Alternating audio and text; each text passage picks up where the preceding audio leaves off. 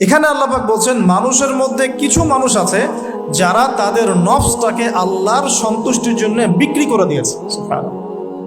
মানে তাদের জীবনের মূল থিমটাই হচ্ছে আল্লাহ পাকের সন্তুষ্টি অর্জন করা। কোনো কিছুকেই তারা আল্লাহর সন্তুষ্টির উপর প্রাধান্য দিবে না। যদি কোটি টাকার অফার আসে হারাম, সে সেটা রিজেক্ট করবে, আল্লাহ নারাজ হবে। একটা সুন্দরী মেয়ে যদি জেনার অফার করে, সে রিজেক্ট করবে, কারণ সে আল্লাহকে ভয় করে।